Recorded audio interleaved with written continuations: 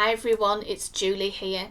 On this video I'm going to be talking about the different ways that you can honour the life and the death of your animal, and some ideas and some things that you might want to take into account when you're making your plans. So for instance, everybody's got different living arrangements, haven't they? So if you live in an apartment or a flat, it's going to be completely different if you don't have your own private garden to perhaps somebody who does have a garden where they can make a little area of their own. It would depend on the size of your animal as well. What kind of animal were they? You may be able to bury a little goldfish in your garden, or a hamster, or a guinea pig, or a budgie. What about a horse? What are you going to do then?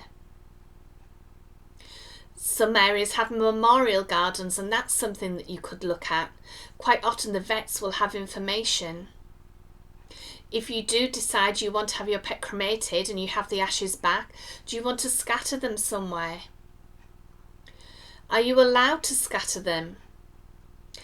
And if you scatter them in your garden, what happens if you move?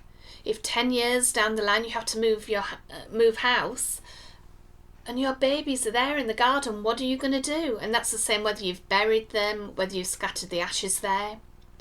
So if you are going to scatter the ashes and it's just a small animal, if you can do them just somewhere out in some open space, if you're allowed to. I had a client who had a little bird, and she went down to the woods and scattered their ashes, and in her mind it was their bird flying free, and that was lovely for her. And it was something that she could go and she could walk in the woods and think about her bird and have lovely happy memories. If you want to do something in your garden, one thing you can do is to paint little stones and pebbles, perhaps put them in a heart, and then if you do move, you can take that with you. If you want to have something like with living flowers, try putting them in a plant pot, because then you can take the plant pot with you if you move. Or because of your circumstances, you might want to make an area inside for them. So you might want to have a picture on your fireplace, maybe the painted pebbles. Families I know make albums, so they might do photographs and poems. They involve the children, so depending on the age of their children, perhaps the children will draw pictures, and they can even write like a diary and make a memorial that way. If you have like a little box or a little urn with the ashes, perhaps you have a sideboard or something where you want to keep them. Or some people just like to keep them privately in a drawer for themselves and take them out at particular times. Quite often it's nice to have an anniversary celebration for your pet's life. So I'm not talking about dreading the first birthday or the first anniversary of their death. I'm talking about celebrating their life. So maybe the first Thursday of every month, something like that. Could be the day the family get the books out and tell the stories, and do you remember when they did this, and do you remember when Auntie so-and-so was here and the pet came and they did this, and tell all the lovely fun stories. Think of all the things you loved about your pet, because they wouldn't want you to be sad. They would want you to be happy and remember them with joy. So don't dread the anniversaries, and by doing this, by doing it regularly and celebrating the life of them, when it does come to the first Christmas, the first birthday, the first anniversary of their death, it's not as traumatic, because you're used to having a celebration every time for them. Other things that you can do in the garden is you can get photograph frames that you put on a stick, and you can put them in the garden or in the plant pot with some flowers around.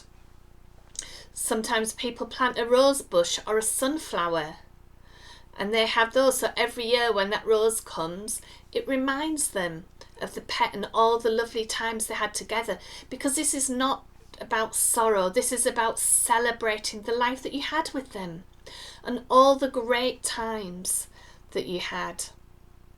Ask your family what they want to do. Make it a communal thing if there are a few of you. If you have family, Make it a communal thing.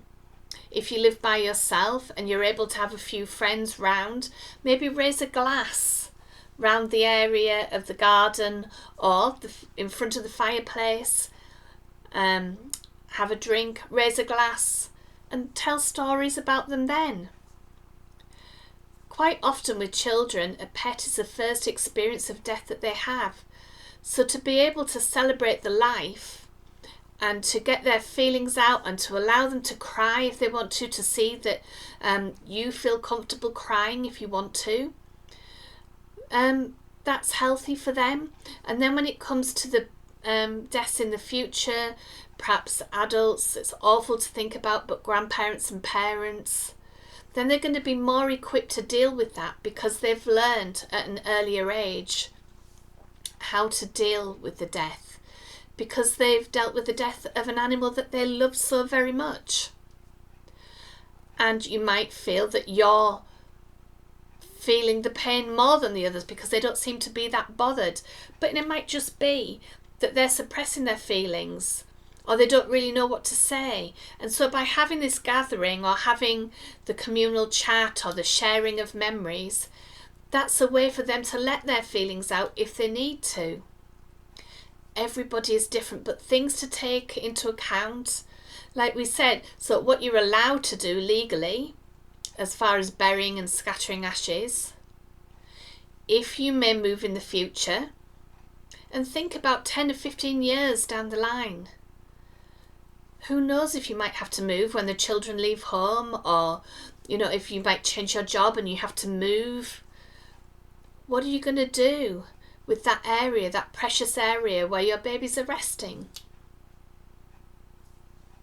Speak to the vet if you don't know if there's any gardens near you. Make some plans that way, get their advice. And you might not even be in a position to bring your own fur baby's ashes back, either because financially or just because of the way that you live, or the area that you live, or you might not feel comfortable having them back. Some people really can't wait to have the ashes back. It's like having part of their pet back with them. Some people are not like that. They don't need the ashes and they're just like the photograph. You do whatever is right for you, but make sure that you do start to commemorate the life and the death of your pet. It's the first stage of healing because you're acknowledging that it happens. Maybe you can order really personalised little boxes or little urns, or you could just make one yourself. Get your children involved again, or if you're very artistic, you can do it yourself, or maybe you live by yourself and you just want to make your own thing, your own special area that's unique to you. Put your little vase with your flowers on next to the photo. If you brought the ashes back, put them there. If you have buried your animal in the garden, go and make that nice area, but put some things in that you will be able to take with you if you move. Put the little stones or the little memorials, those kind of things that you have in the garden, so that you can do what's right for you and you don't have to worry about, I can't leave them there, I need to take them, and it sounds really awful, but what are you going to do if they're buried in the garden and you don't want to leave them? What a choice to have to make. They're all things to bear in mind. Now, some people, they know that it's only the shell of their animal and they don't mind leaving them. And they know they've said their goodbyes. And that's fine. You may remember back perhaps when you were children and you moved and that, perhaps you had the hamster in the garden and you didn't mind so much because you knew you'd said your goodbyes, and that's fine. But different people have different relationships with their pets. And if you're really, really worried about it, then put them somewhere where you will be able to move them, or make the memorial something that you will be able to move at a later date. Or that you don't have to worry that the weather's going to disrupt them, the flooding. That somebody said to me just this week, that they're really worried about that particular area in the garden. So do something that it's possible for you to keep control of.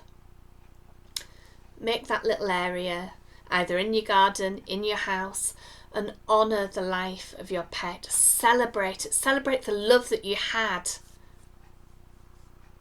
And that's the first step on the path to healing. And I hope that these tips have been helpful for you. If you have any more, put them in the comments underneath. Remember, there's things on the other videos that might help you as well, so have a look through, and I'll see you in one of the other videos. Bye for now.